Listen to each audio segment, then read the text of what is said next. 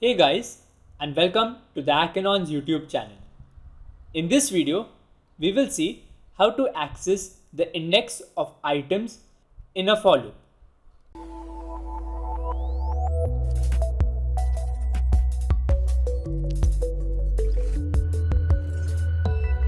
While working with any data structure such as a list, tuple, dictionary in Python, it is important to know how to find the index of items present because it can be useful in traversing, deleting, accessing, or addition of items in the data structure. So here in this example, I've created a simple list or an array, and in this array there are names of fruits present, and I'm going to show you two methods of how we can access the index of these items.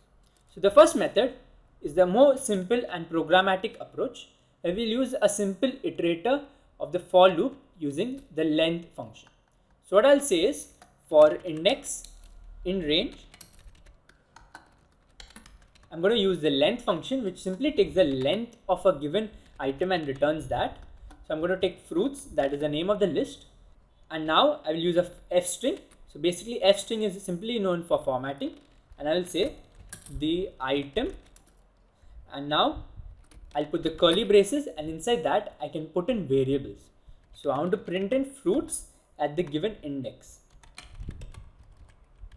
So the given item is at, and let's say index, and let's randomly put some index in here. Okay, so it's as simple as that. And now let's run this, and wonderful, it works. So as you can see, it prints each and every item and says the item apple is at index 0, the item mango is at index 1, 2, 3, and so forth. So basically indexing start from 0 and end from n minus 1, where n is the length of the list. So basically in this case, we created the index as 0, 1, 2, 3. So this is how the indexing worked in the list. Now what we're going to do is we're going to leave this method, and we're going to see a more Pythonic method that is making use of something called as enumerate function. So basically again we will make use of an iterator, that is a for loop.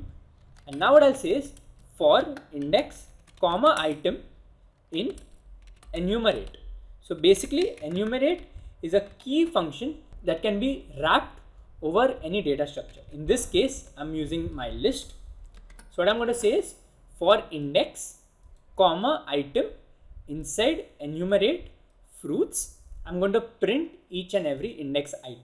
So let's print that, and now let me print index comma item and run this, and as you can see, wonderful, it absolutely does the same, but the advantage is the code is much more cleaner compared to the previous line that we implemented, and it also easier for understand while working and debugging the app. So basically index is the iterable indexes from 0 to n minus 1, and the items are simply the items present inside the list. So that's it from this quick video, guys. If you like this video, don't forget to drop a like, and if you have any doubts, drop them down in the comment section. And we'll be back soon with more fun and interesting videos.